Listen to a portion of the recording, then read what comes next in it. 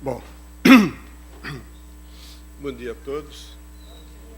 Como é de costume, nós vamos reservar a manhã de hoje para responder perguntas e dar explicações a dúvidas provenientes de vários pontos do país, em particular aquelas que vocês aqui do Rio comunicaram nesses dias. Nós vamos fazer um intervalo, como se fosse uma aula de aula comum, e depois recomeçaremos, como sempre, no mesmo horário de sempre. Tá? Bom, vamos começar com as perguntas aqui do Rio.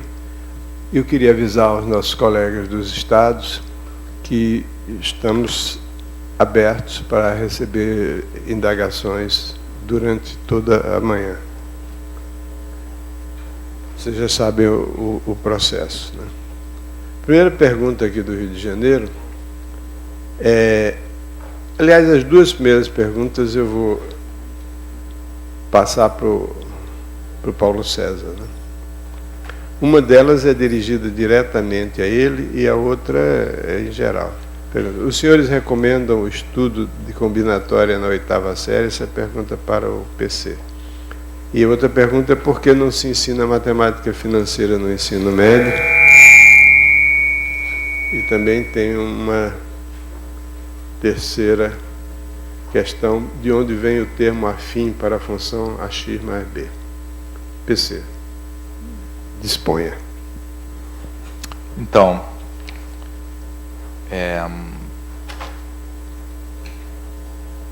começando aqui pela questão da combinatória, se a gente recomenda o ensino de combinatória na 8ª série. Tá? Sim, tá? Eu acho que um pouco de combinatória devia ter um pouquinho em cada série, para não perder esse raciocínio de atrelar as operações elementares, né, com o ato de contagem. Não digo que em todas as séries de ensino fundamental, mas certamente podia ter a qualquer momento, e é claro que isso é uma questão de organização de currículo, mas certamente não é uma boa ideia adiar tanto até a 2ª série do ensino médio a volta a esse tema de contagem, né? Na verdade, muitos livros do ensino fundamental já fazem isso, particularmente na 8ª série mesmo, atrelado a um pouco aí de tratamento da informação, um pouco de noções de probabilidade, tá? E isso é muito bem-vindo, tá? A noção básica de probabilidade em espaços equiprováveis, problemas de contagem, certamente devem fazer parte do ensino fundamental. A 8ª série pode ser uma boa série para se fazer isso. O que eu acho que não devia acontecer é deixar tão tarde assim no ensino médio, quando o aluno está talvez já muito...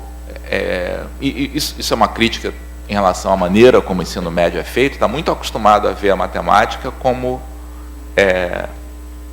da mesma maneira como fast food, né? O aluno de ensino médio está acostumado a ver a matemática como uma coisa para você usar rapidinho, assim, uma fórmula, aplicar, sair, parar de se preocupar com aquele problema o mais cedo possível. Então, o fato de combinatória aparecer durante o ensino fundamental até pode contribuir para o aluno ter uma visão mais de que matemática traz uma oportunidade de raciocínio. A outra pergunta que foi feita aqui foi por que não se ensina matemática financeira no ensino médio. Outra vez, muitos livros, tá? Eu acredito que aí exista até um pouco da influência que o Morgado em especial, mas até mesmo o trabalho aqui que a gente vem fazendo ao longo desses últimos anos, tá? Tem sido reconhecido que matemática financeira, tá, deva estar no ensino médio, tá? Isso se reflete nas diretrizes curriculares para o ensino médio, e esse se reflete já em vários livros didáticos. Quer dizer, muitos livros didáticos falam sobre matemática financeira, embora não necessariamente na hora certa. O mais comum é matemática financeira aparecer na terceira série do ensino médio, lá como balaio de porção de coisas, né? Então, tudo aquilo que não foi feito durante o ensino médio é feito lá na terceira série. Aí entra tratamento da informação, estatística e matemática financeira. O ponto do Morgado, que eu acho que é muito importante, é que matemática financeira deveria estar, mas não nessa fase, digamos, de retalhos aí, e sim atrelado ao ensino de progressões geométricas. Os problemas mais interessantes de matemática financeira são aqueles em que você usa, por exemplo, as séries uniformes, que ele mencionou na aula de ontem, tá? E que está naturalmente relacionado com o ensino de progressão geométrica. Tá? Então, acho que isso está mudando.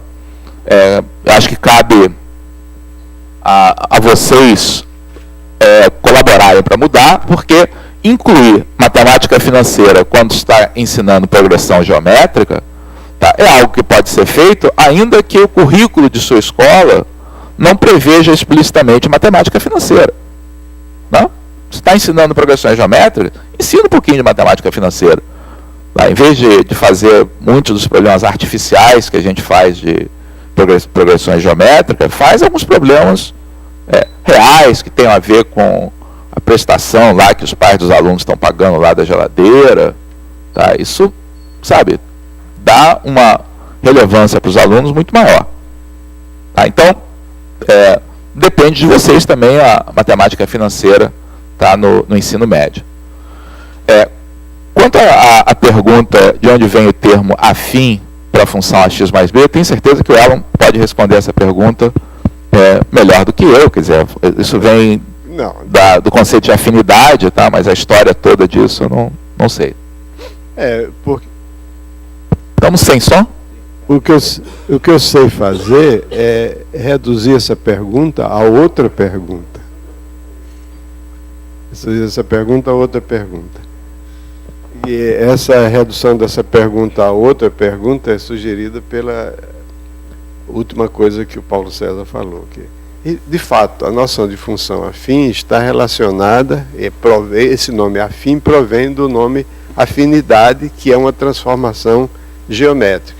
A transformação geométrica, por exemplo, você transforma uma circunferência numa elipse por meio de uma transformação do plano no plano, que leva circunferências em elipses, que se chama transformação afim, ou uma afinidade. A qual transformação é essa? Que tem as suas coordenadas, funções coordenadas, definidas por expressões que são funções afins. Por exemplo, se nós introduzimos no plano um sistema de coordenadas, um sistema de eixos cartesianos, então o plano passa a ser representado pelo conjunto R2. R2 é que a gente chama de o plano numérico. O plano geométrico ele não tem sistema de coordenadas. Todos os pontos são iguais, tudo está homogeneamente disposto. Quando a gente introduz um sistema de coordenadas, esse plano passa a ser representado pelo modelo numérico, R2. Então, existe um tipo de transformação chamada transformação afim,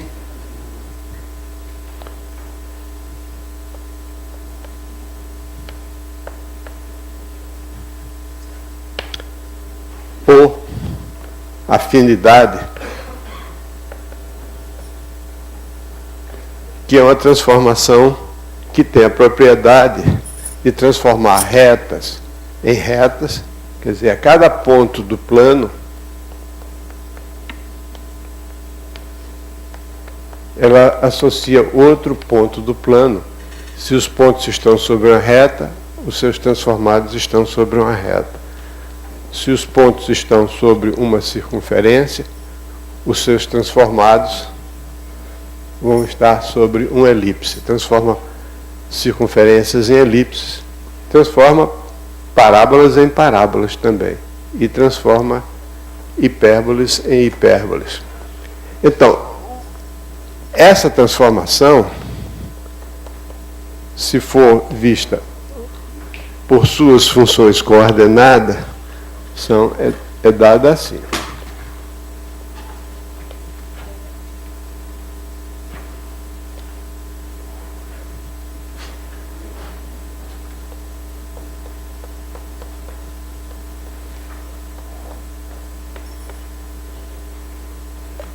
Então, as funções coordenadas desta transformação são funções que se apresentam desse tipo, com polinômios de grau menor do que ou igual a 1 nas coordenadas.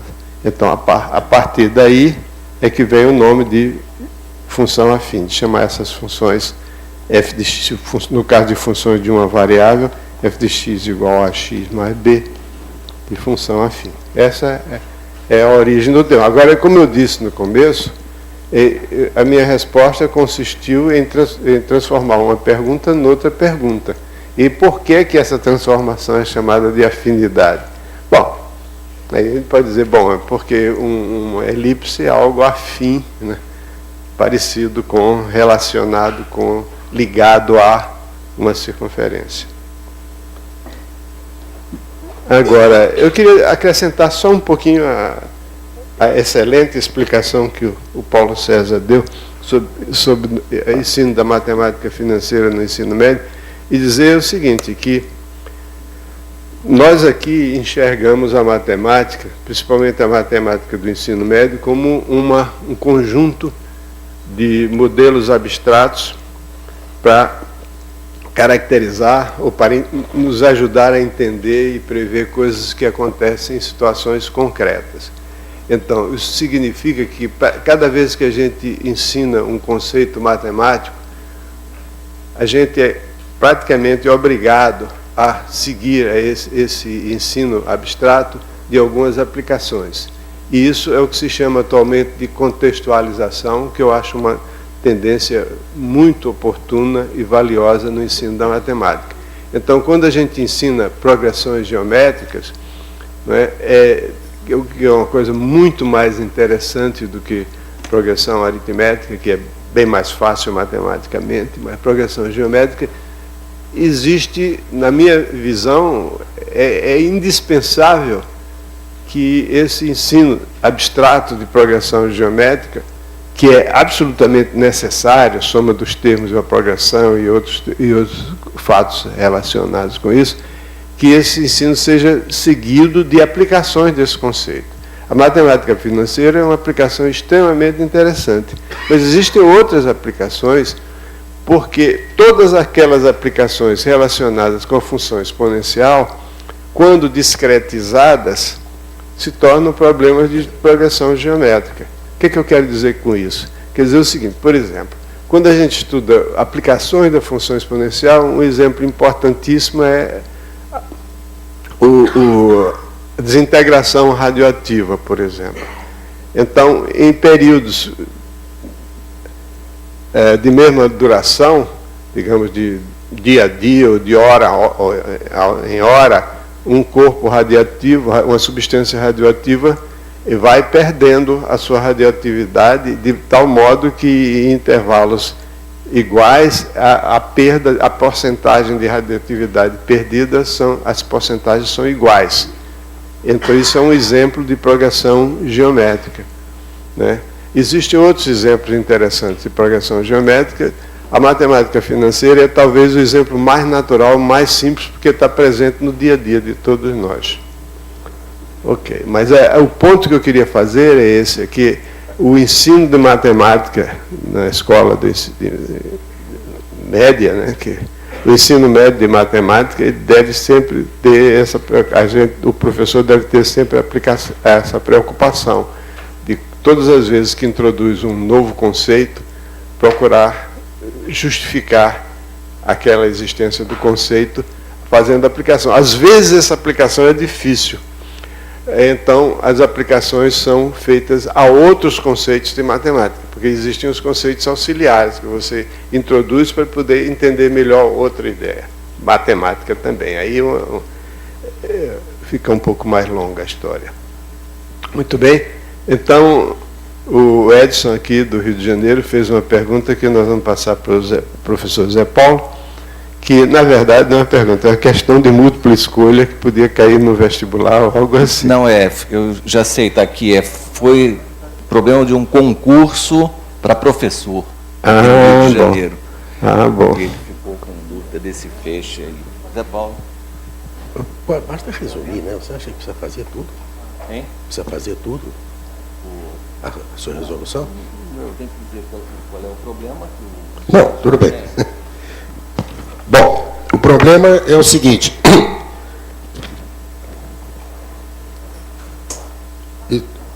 Todas as parábolas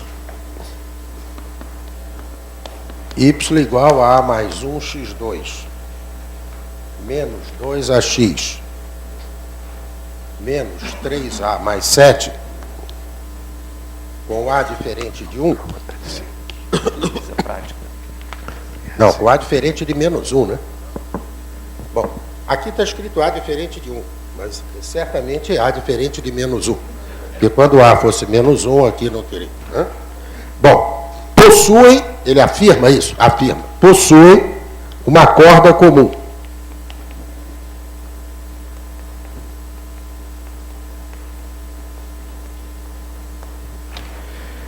O comprimento desta corda e vem então 4 escolhas, tá certo? Bom, uma ideia aqui é a seguinte, bom, se a gente, ele está afirmando que possui, ele podia até ter pedido para mostrar que possui, já que ele está afirmando que possui, vamos acreditar nele. Bom, então quer dizer, para cada valor de A eu tenho aqui uma parábola diferente, são uma família de parábolas, né? Bom, como ele diz que todas possuem uma corda comum, eu posso pegar 2 valores para A, né? Com 2 valores para A e resolver isso. Né? Então, por exemplo, se eu fizer, por exemplo, A igual a 0, eu tenho a parábola y igual a x2 menos 7. Né? Se eu fizer, por exemplo, A igual a 1, eu tenho y igual a 2x2 menos 2x menos 10. É isso? Se as contas estiverem certas? Bom, aí eu faço a interseção dessas 2 parábolas, igual o y, da equação do segundo grau, né? E a equação do segundo grau vai ter 2 soluções, que são x igual a 3 e menos 1, né, Wagner? Hein? 3 e menos 1. Aí os correspondentes y, 9 menos 7 aqui é 2. E aqui, quando eu faço x igual a menos 1, o que dá isso? 2 mais 2 dá menos 6, é isso? Hein? Então, significa que os pontos 3, 2 e menos 1, menos 6 são comuns a essas 2 parábolas particulares quando eu faço a igual. E o comprimento dessa corda, raiz quadrada, etc., etc., o que deu, Wagner? 4 raiz de 5. Né? Então, isso é uma das escolhas lá, é a escolha D. Tá certo? Agora, eu só chamo a atenção, eu fiz isso acreditando aqui que está certo. Eu poderia também ter feito, literalmente, boto assim, essa parábola e boto aqui um outro valor, digamos, B mais 1, x2, menos 2bx, menos 3b mais 7, certo? E igualo, aí vai aparecer um fator A menos B, né, que para A diferente de B simplifica, e você chega exatamente nessa mesma equação do segundo grau. Né? Ou então, depois de achar que a corda comum é essa, eu posso mostrar que esses pontos pertencem a todas as parábolas, vai dar uma identidade em A. Mas é claro que aqui no concurso múltipla escolha a gente acredita logo, ele disse que possui, a gente faz 2 valores e sai mais rápido, não é isso? Então, uma outra forma de fazer seria escrever essa identidade como um polinômio em A. Né? Então, você grupa de um lado só todos os termos que tem A, tá? Todos os termos independentes, e procura quais são os valores de x e y que tornem esse polinômio que vai ser do primeiro grau em A uma identidade igual a 0. Quer dizer, o coeficiente de A e o termo independente tem que ser nulos. Também vai dar um sistema que vai ser parecido com o que o Zé Paulo encontrou que vai te levar aos pontos. Muito bem. Zé Paulo, tem mais uma pergunta aqui que eu acho que cabe para você, que é: quando é que a parábola e a elipse e a hipérbole foram inventados? Certamente antes da geometria analítica, estou certo? Para que elas serviam? Qual era a sua utilidade? Bom, essa pergunta é maravilhosa. Bom, em primeiro lugar, eu quero dizer o seguinte: eu não sou um historiador. Então, eu tenho assim, muito medo quando afirmo coisas de história, que eu já entrei pelo cano nisso várias vezes, porque eu leio, às vezes, de segunda mão uma coisa, depois fiquei sabendo que não era bem aquilo, né? No outro livro que desmentiu. Né? Bom, mas até onde eu sei, porque eu não sei quando foi inventada, sei lá se alguém inventou antes, mas, digamos, a referência mais antiga que eu conheço das cônicas é um livro que nós temos até hoje, do Apolônio de Perga. O Apolônio, um matemático, a gente chama de grego, né? Naquela época todo mundo era grego. Na realidade, Perga era onde seria hoje a Turquia. Bom, mas era aquela civilização helênica ali, 200, 300 anos antes de Cristo. Esse livro existe até hoje. Um livro chamado exatamente sobre as cônicas. Aliás, esse nome cônicas se deve ao Apolônio. Se não foi ele que deu, pelo menos foi ele que divulgou e chegou até nós assim. Lá, inclusive, tem aquela origem que todo mundo conhece das seções cônicas como seções realmente de um cone. Bom, essa questão que foram inventadas antes da geometria analítica, sim e não. Quando a gente pensa em geometria analítica, a gente pensa na geometria analítica como a gente conhece hoje, e a gente sempre diz que foi o Descartes que inventou. Sim e não. O livro do Descartes, que também temos até hoje, você vai ver que, por exemplo, ele faz coisas só no primeiro quadrante. Quer dizer, a ideia básica ali de usar álgebra para resolver problemas de geometria parece estar ali. Mas é engraçado que no próprio Apolônio a gente encontra, inclusive, a palavra em grego ortia, que quer dizer ordenada, a respeito exatamente de cônico. Acontece que, vocês se lembram, por exemplo, quando nós deduzimos aqui a primeira equação da parábola, nas condições normais de temperatura e pressão, quer dizer, aquela parábola y igual a ax2, vocês se lembram que, na realidade, esse ax2, o A, era 1 sobre 2p x2, ou era uma coisa do tipo 2py igual a x2.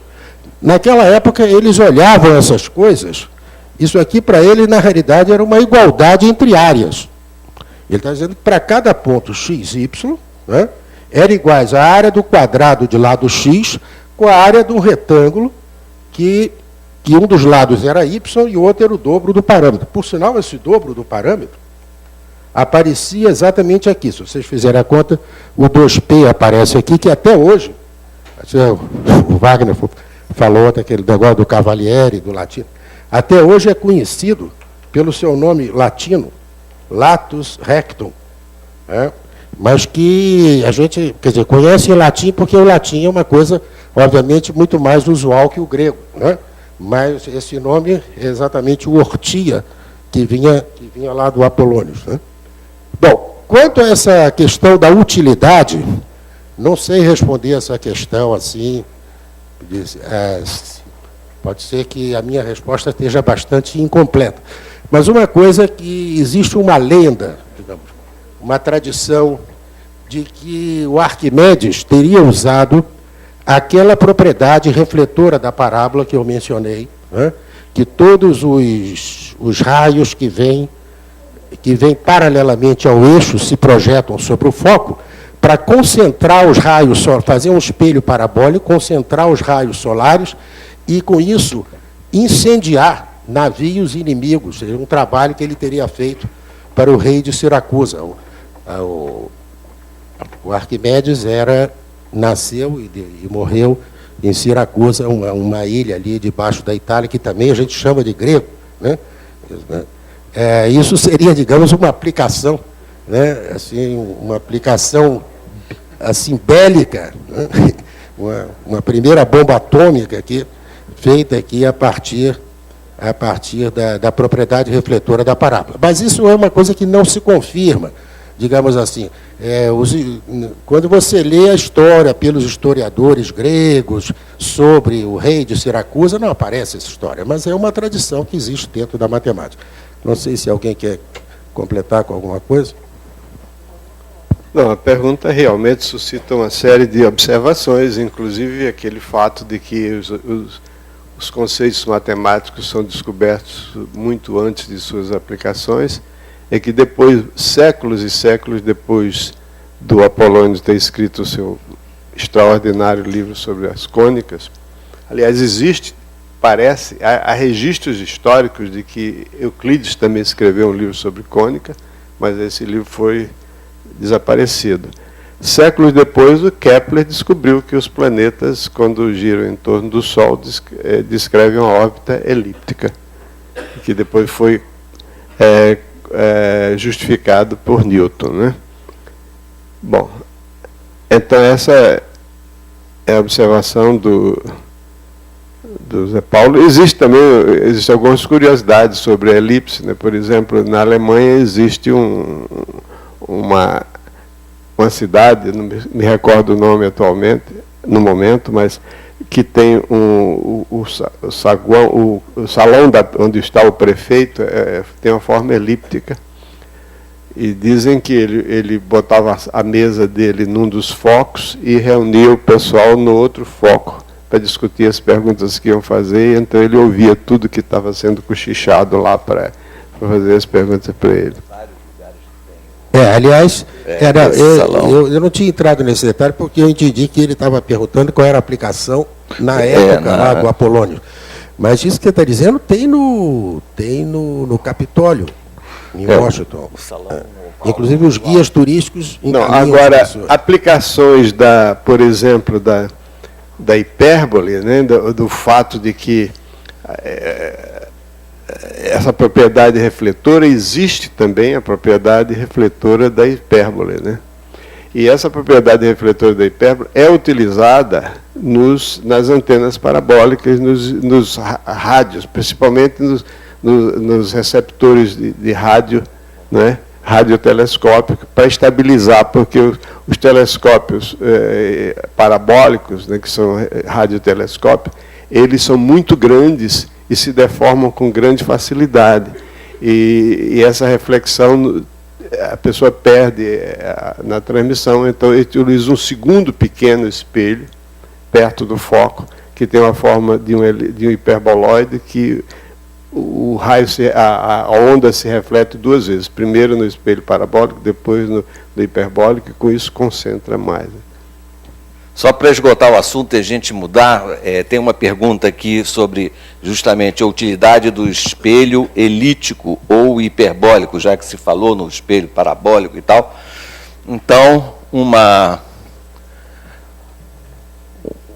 aplicação, todos conhecem um espelho elíptico, todos aqui conhecem um espelho elíptico, podem não estar atinando, vamos supor que isso aqui seja uma elipse. A propriedade refletora da elipse é a seguinte, né? Tudo que sai de um foco e se reflete na parede da elipse se dirige exatamente ao outro foco. Essa é a propriedade refletora da elipse. Então, se você colocar um alto-falante num foco, tudo que bate lá, se reflete e vai cair justamente no outro foco. Você tem essa aplicação quando você vai ao dentista. Aquele espelho do dentista é um espelho elíptico. Ele tem uma lâmpada. Você repara que a luz do dentista não ofende o seu olho. Porém, a sua boca, que você não percebe, está profundamente iluminada. Então, essa lâmpada bate naquele espelho e vai cair justamente dentro. Aqui está a sua boca. Então, você percebe que tem uma luz ali, mas não está ofuscando o seu olho, porque tudo vai cair exatamente dentro da sua boca. Então, procura aquele espelhinho, né? Tem a lâmpada, bate lá e... Procura reparar isso da próxima vez que você for ao dentista, você está vendo um espelho que tem a forma de um elipsoide. Especialmente quando tiver com motor no dente, sim. vai fazendo a equação da elipse.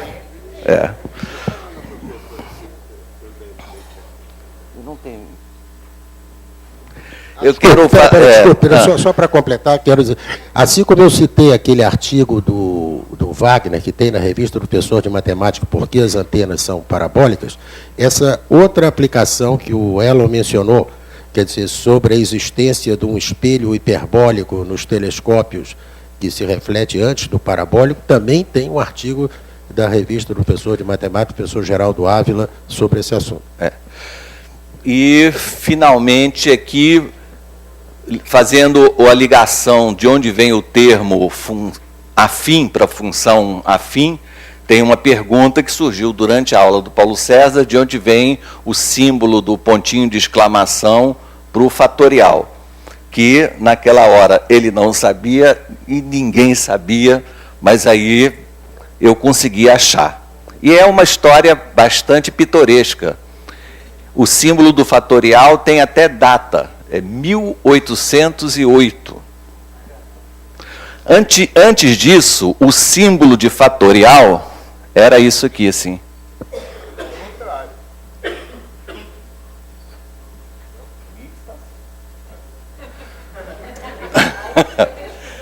Pois é.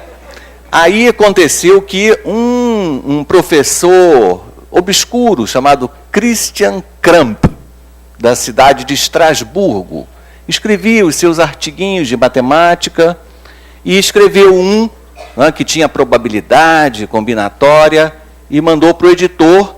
E o editor, você sabe que naquele tempo era tipografia, não é? Ele não tinha lá esse símbolo, então tinha que mandar fazer e perguntou ao professor se não podia substituir esse símbolo por algum outro que ele já tivesse lá. Pode ser um asterisco até. Aí ele escolheu o ponto de exclamação, porque é uma coisa que o tipógrafo já tem normalmente. Então, vamos botar isso aqui, a gente diz que isso aqui vai representar o fatorial. E a partir do artigo foi publicado e o negócio pegou. Né? Todos os editores adoraram, porque não tinham que fazer esse símbolo, e a partir de 1808, então, a coisa se divulgou. Pegou, mas não em toda parte, porque quando eu estudei na escola, em 1809,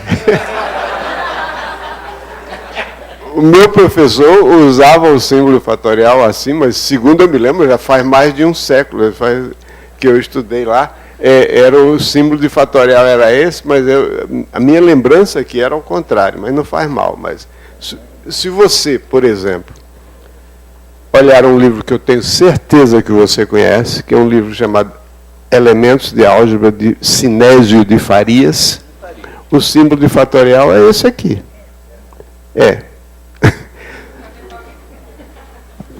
Daqui a pouco vamos concluir que foi o Elon que inventou. Não, eu vim conhecer isso em 1809, de modo que não é o caso. Vamos continuar aqui. Bom, aí agora eu tenho uma pergunta para mim, né? Grande parte, vou ler a pergunta, grande parte do ensino da matemática, da primeira série do ensino médio, esse nome ensino médio é horrível, porque a gente fica, o ensino no ensino médio, né? É dedicado às funções. Porém, nos livros didáticos, inicialmente introduzimos quem? Cara pálida? Eu não. O plano cartesiano, depois o produto cartesiano de conjuntos, que os alunos têm muita dificuldade em fazer com intervalos, depois vem a definição de função como subconjunto desse produto cartesiano. Entretanto, no seu livro de primeira série do ensino médio, o senhor não fala em produto cartesiano. Por quê? Porque devia vir separado, hein? Porque a pergunta. Porque junto é a resposta. Por quê? Qual é a maneira certa de ensinar? Sou eu mesmo. Chato como ele só, né? É o seguinte, em primeiro lugar, não é verdade. No nosso livro de primeira série do ensino médio, tem produto cartesiano, sim. quando a gente vai definir o gráfico de uma função, é obrigado a falar no produto cartesiano. O que acontece é que na definição de função não é utilizada a noção de produto cartesiano por uma razão muito simples, é que ninguém que nós conhecemos, ninguém pensa numa função como um produto cartesiano, um subconjunto do produto cartesiano. Quem pensa em seno x como quem pensa num polinômio como um conjunto de pares ordenados? Alguém aqui já pensou um polinômio é um conjunto de pares ordenados? Ninguém. Qualquer pessoa que trabalha em matemática profissionalmente, ou que usa a matemática, um técnico, um engenheiro, um físico, um economista, uma das pessoas que usam matemática, pensa numa função da maneira como nós pusemos no nosso livro. Nós procuramos fazer nos nossos livros uma abordagem a mais honesta possível, no sentido de que a gente procura passar para os leitores aquilo que os matemáticos pensam e que os aplicadores da matemática pensam. Esse negócio de função como subconjunto do produto cartesiano é uma coisa que surgiu no apogeu da matemática moderna. Não está errado do ponto de vista matemático. Do ponto de vista matemático não está errado, porém, do ponto de vista didático, é péssimo. Péssimo, porque no momento em que você define uma função como um conjunto de pares ordenados, o que é o gráfico da função? O gráfico da função é um conjunto de pares ordenados. Então, isso não é definição de função, isso é definição de gráfico. Uma função é uma correspondência entre dois conjuntos, que a cada elemento do primeiro associa um certo elemento bem definido do segundo. Isso é que é uma função. Aí você diz, bom, mas essa definição de função, ela não está matematicamente correta, porque uma função é uma correspondência, etc. E o que é correspondência? O que é que faz? Uma função é um processo, é um sistema, é um conjunto de instruções que me permitem, dado qualquer x no domínio, calcular um y no contradomínio. Isso aí é muito vago, não é matemática. Eu concordo com você. Agora me diga, o que é um conjunto? Um conjunto é obtido quando você tem um conjunto, tem instruções, regras, algoritmos que lhe permitam dizer se um elemento pertence ou não pertence ao conjunto. De modo que no fim dá no mesmo. Quer dizer, se a noção de função definida como correspondência não é matematicamente precisa e rigorosa, então a outra também não é, porque a noção de conjunto requer que você saiba dizer se um elemento está ou não está no conjunto. Entende? Então, primeiro que não é verdade que no nosso livro não tenha a noção de produto cartesiano, tem, mas vem depois, na hora de definir o gráfico de uma função. E a pergunta é por quê? Eu já respondi por quê. Por quê? Porque ninguém pensa num polinômio como um conjunto de pares ordenados.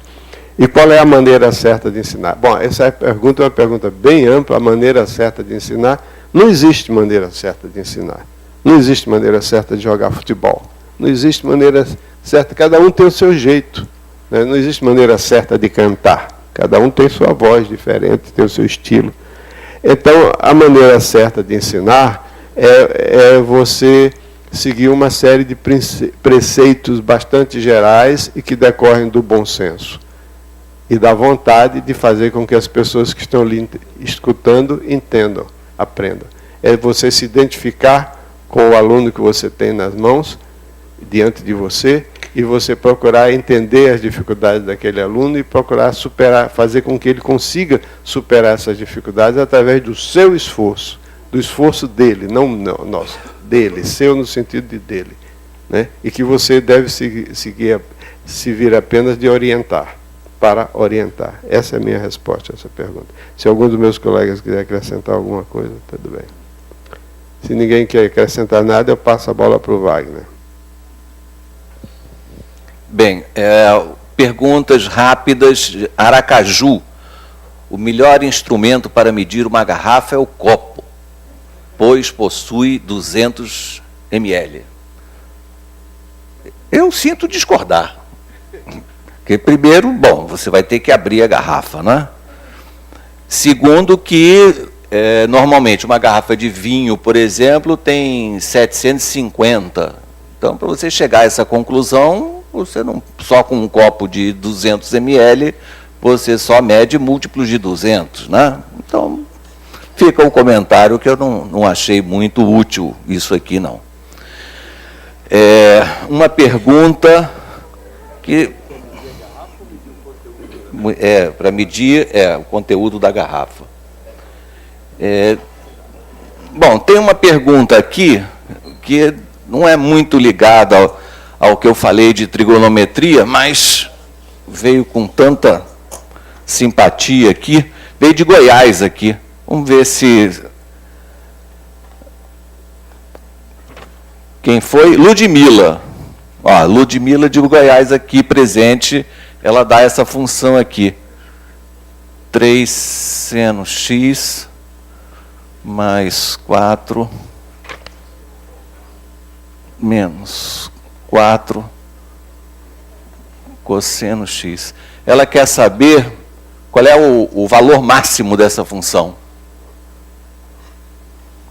Sabem responder isso? Qual é o valor máximo que essa função atinge?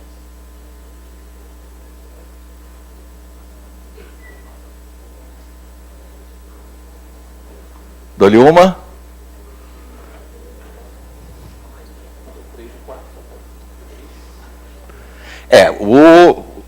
A Ludmila mandou uma dica enorme, que são os coeficientes. Menos 1? Aqui no Rio de Janeiro a gente tem um personagem chamado Chapolin, que é o que realmente faz a diferença. Tudo ele tem alguma opinião, em geral, correta, a respeito das questões. Bom, agora se faz simplesmente o seguinte. Naturalmente, você pensou em multiplicar por 5 e dividir por 5.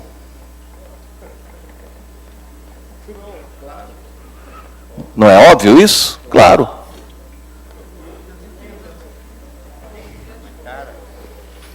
Bom, então, você também sabe que existe um certo ângulo alfa que tem seno 4/5 e cosseno 3/5. Não existe esse alfa? Existe, né? Então, o que está escrito aqui é seno x cosseno alfa menos seno alfa cosseno x, exato? Lá dentro do parênteses tem uma fórmula conhecidíssima. O que tem ali dentro do parênteses? Seno A cosseno B menos seno B cosseno A. Isso. Então, isso aqui é o seno de x menos alfa. Ora, como a gente sabe, né, que o valor máximo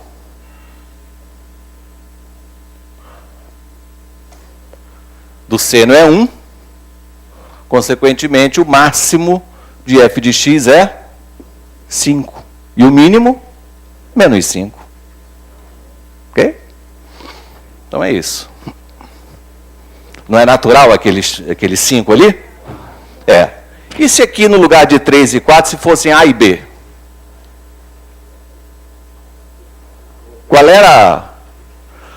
é o grande lance se fosse A e B? Eu quero o máximo agora dessa função. A seno x mais B cosseno x. Qual é o lance mágico que você vai fazer aqui? Diga. Chapolin. Ele estava... Que 3, 4 e 5, lembra o quê, hein? É um triângulo retângulo, né? Quer dizer, o que eu introduzi aqui foi a hipotenusa de um triângulo retângulo cujos catetos são aqueles.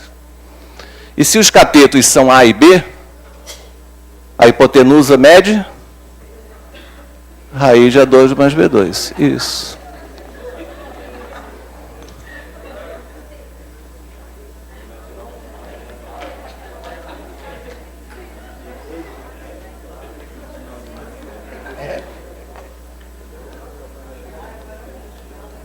Pronto, está resolvido. portanto, né, o resto segue igual e o valor máximo da função é raiz de A2 mais B2. Ok?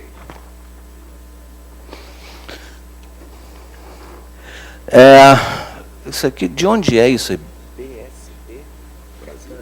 Brasília. Como demonstrar a fórmula do tronco de cone conhecendo-se o volume do cilindro no qual ele está contido?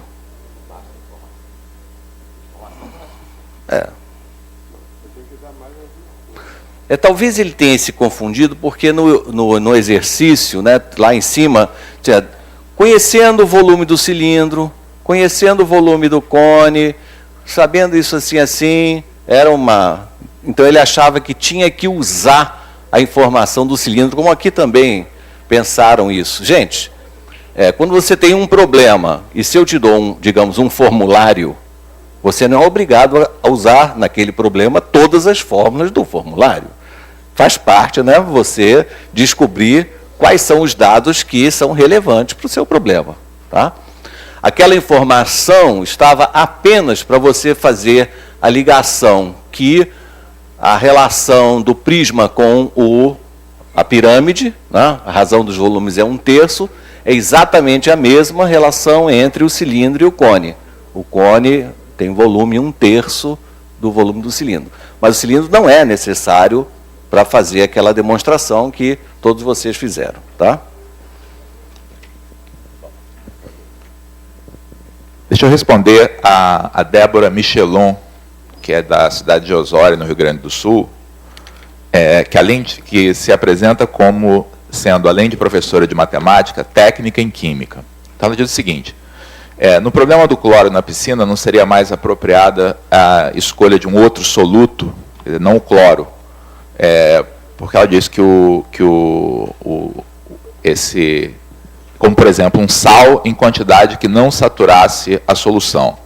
Isso porque o cloro é muito volátil e a temperatura é um fator determinante, e isso não foi considerado no problema. Antes de mais nada, eu agradeço bastante aí a Débora, e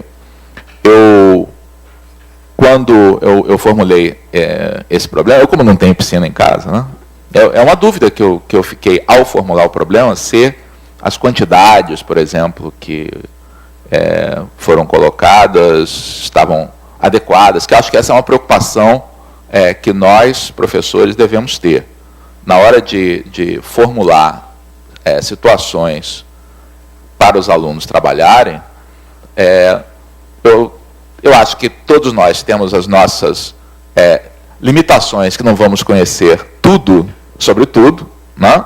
Mas a gente tem a obrigação, pelo menos, de colocar situações que sejam verossímeis, quer dizer, que não ofendam a inteligência do aluno. Então, se eu dissesse, por exemplo, que fosse colocar 1 tonelada de cloro na piscina, certamente, tá, eu estaria...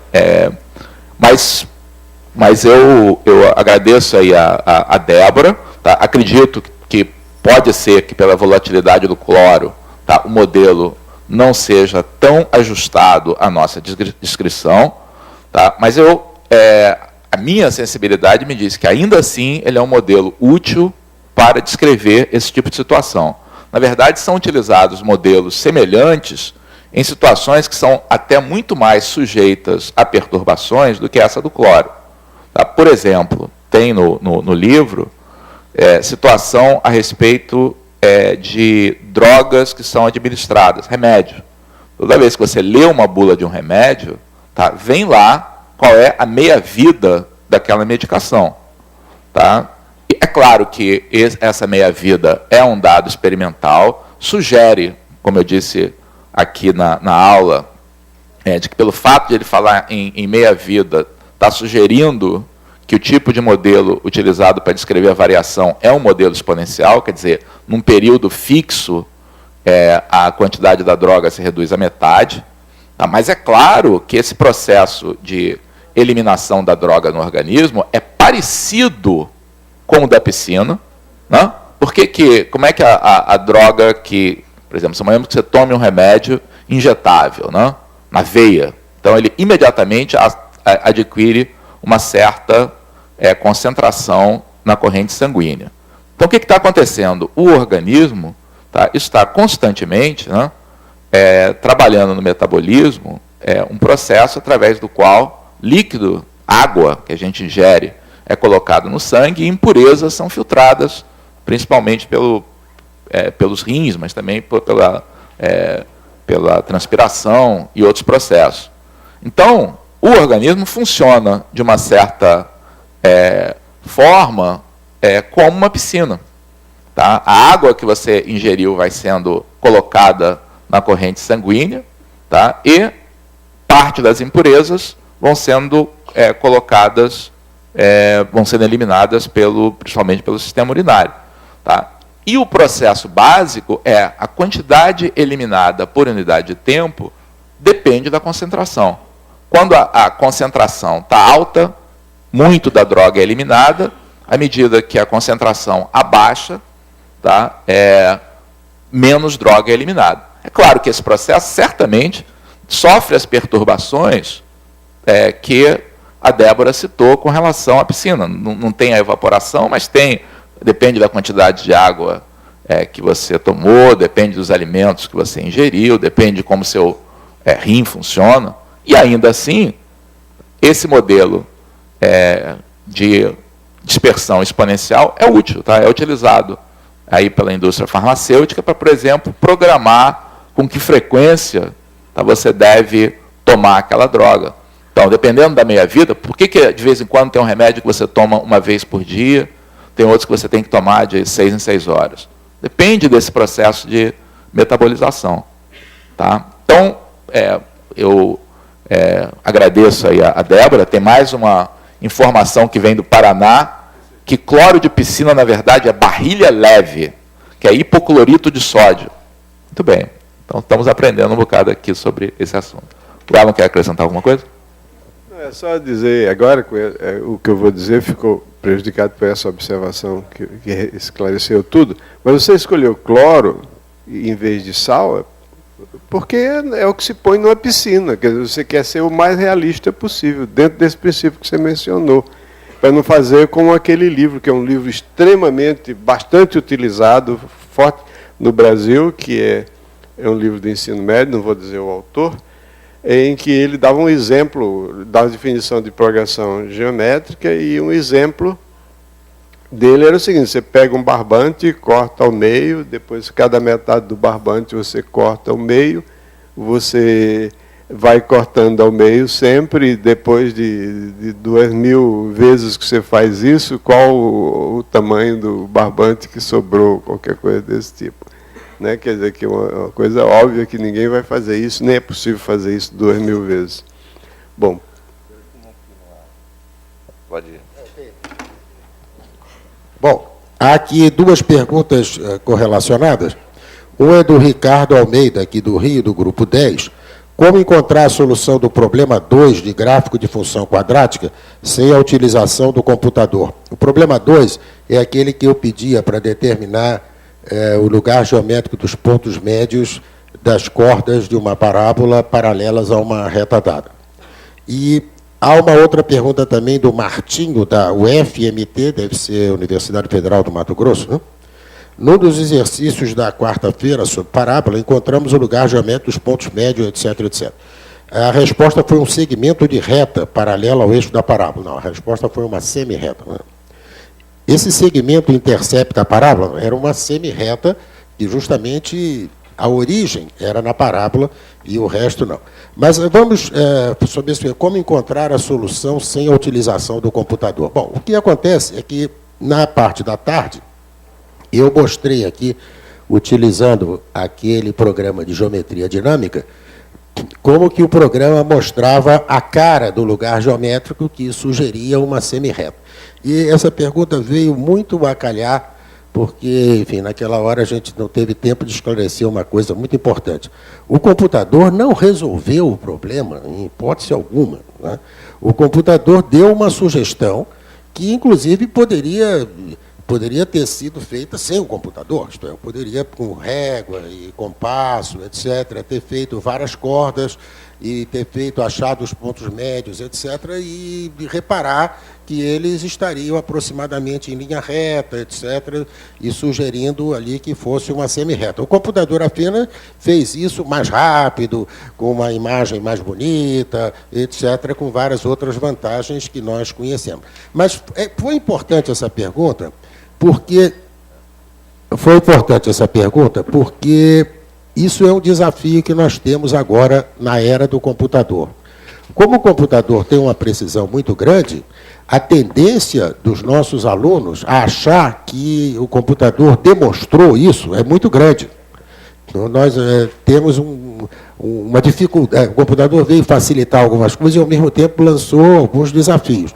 É um desafio nosso, assim, mostrar que o computador não demonstrou. O computador tem uma precisão muito grande, mas que não é infinita. Aliás, é interessante que, no caso daquele software que nós usamos, toda vez que ele faz aquele instrumento lugar geométrico, o que ele faz, na realidade, é um conjunto de pontos. E tem um lugar lá onde diz assim, opções, preferências, em que você regula o número de pontos para esse lugar geométrico. O default, como se diz lá, é 50. Você pode colocar mais ou menos. É interessante nós, como professores, colocar, por exemplo, 5 pontos. Porque uma coisa que a gente pensa que é uma circunferência, aparece como um polígono, para mostrar que o computador está fazendo apenas um conjunto de pontos e está ligando ali por segmentos, que é o máximo que ele consegue fazer. Agora, é claro, quando ele faz isso com muitos pontos, o nosso olho não consegue distinguir e a gente fica com aquela impressão. Essa impressão é boa, ajuda a gente, mas de modo nenhum demonstra. A gente tem que se munir, inclusive, de exemplos para isso. Bom, mas vamos então responder agora qual é a ideia, como é que se faz sem o computador. Bom, essas soluções a gente colocou por escrito e vocês têm, né? Mas eu vou só comentar aqui. Vai ser distribuído hoje. Vou comentar só qual é a ideia, sem fazer as contas. Né? Bom, não tem? Ainda não. Ah, vão receber. Tá, tudo bem. Então, vocês vão receber tudo, assim, com todos os detalhes. Mas, vejam, o assunto era gráfico de função quadrática. Dada a função quadrática, fazer o gráfico. Mas, para concluir que era uma parábola, nós partimos primeiro da parábola, para um gráfico, e depois fizemos aqui a volta. Bom, esse exercício, exatamente, ele está nesse caminho contrário. Ele, aparentemente, não é um problema de função quadrática, é um problema sobre parábola. Dado uma parábola, e é dado uma reta não paralela ao eixo, eu penso qual é o lugar geométrico dos pontos médios das cordas que são paralelas àquela direção. Bom, naturalmente que, conhecendo muito sobre geometria de parábolas, por exemplo, Wagner, por exemplo, certamente deve ter uma solução para esse problema, só usando coisas do Apolônio, só usando lá a geometria da parábola. Mas a ideia aqui, e é uma ideia importante também a gente saber, para que serve também saber que a equação de parábola é aquilo? Para a gente resolver, por geometria analítica, problemas de geometria. Né? Então, isso aqui é uma parábola. Qualquer que seja ela, eu posso passar aqui eixos convenientes, botar as equações e resolver esse problema por geometria analítica. Quando nós estamos escolhendo os eixos, a gente escolhe o mais favorável possível. Né? Então, por exemplo, a gente pode escolher aquela posição em que ela tem aquela posição mais favorável, em que a origem está no vértice, o eixo y coincide com o eixo da parábola, e a tangente no vértice é o eixo x. Feito isso, ela tem uma equação do tipo y igual a ax2, onde a gente sabe que é o 1 sobre 2p. Bom, essa reta, como ele está só interessado na direção, basta observar que ela tem uma inclinação m. Aliás, até o próprio fato, justamente, dela não ser paralela ao eixo da parábola. Porque aqui, as únicas retas que não têm inclinação no plano são exatamente as retas paralelas ao eixo y. Bom, então, o que eu faço? O que foi feito lá nessa resolução? Eu pego um ponto genérico aqui da parábola, que seria um ponto da forma t a t2. Passo por aqui uma paralela. Quer dizer, uma paralela é uma reta que passa por esse ponto e tem inclinação M. Está lá, a equação é y menos AT2 é igual a mx menos t. Acho a interseção dessa reta com a parábola, a interseção vai resolver o sistema. Por sinal, esse sistema tem duas soluções, uma das quais é essa mesmo. Nem vai dar propriamente uma equação de segundo grau, vai dar uma equação de segundo grau do qual eu já conheço uma raiz. Então, determina a outra raiz. Aí determina o ponto médio. O ponto médio, as coordenadas são a média aritmética das coordenadas. Quando eu fizer isso, eu vou observar o seguinte, que a primeira coordenada do ponto médio é m sobre 2a, e a segunda coordenada, não me lembro aqui de cabeça, é uma certa coisa que é uma função de t, certo? Varia com t. Então, a primeira coordenada, você observa que não varia com t. Se a primeira coordenada não varia com t, é porque todos os pontos deste lugar pertencem à reta x igual a m sobre 2a. Certo? Se a primeira coordenada não varia, então eles estão no lugar geométrico dos pontos que tem a primeira coordenada constante, que é essa reta. Mas isso não prova que o lugar é toda a reta, porque eu tenho que olhar a segunda coordenada. Se a segunda coordenada variasse em todo o real, seria toda a reta. Acontece que, isso é uma coisa interessante desse problema, agora, não me lembro aqui de cabeça, mas isso aqui é exatamente uma forma quadrática em T. Vai dar exatamente uma forma quadrática em T, e que você então vai discutir a variação dela e vai ver que ela tem um mínimo exatamente quando x igual a m sobre 2a. Então aqui, quando x igual a m sobre 2a e o y é o y da parábola. Então, o y daquele ponto assume todos os valores maiores ou iguais que esse aqui. Por isso, então, é uma semirreta. Certo? Porque são todos os pontos da reta onde o y é maior ou igual que um certo valor, que é o mínimo aqui. E uma observação que eu fiz também aquele dia, era que esse ponto aqui você pode mostrar que ele é exatamente o ponto onde a tangente da parábola é paralela ao m. Né? Aliás, isso é interessante, esse x igual a m sobre 2a, se eu olhar da forma m igual a 2ax, quem se lembra de derivada, né? É exatamente dizer que o coeficiente angular é a derivada ali do ax2. Essa solução está lá, feita no papel com todos os detalhes. Tá? Bom, agora nós vamos fazer uma pausa de 15 minutos para tomar um cafezinho, descansar e voltaremos. Então.